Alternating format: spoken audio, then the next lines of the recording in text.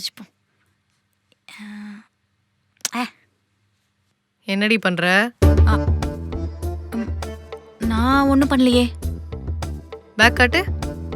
ஏன் என் பேக்ல ஒன்றும் இல்லை. ஹலோ, பேக்கை காட்டு.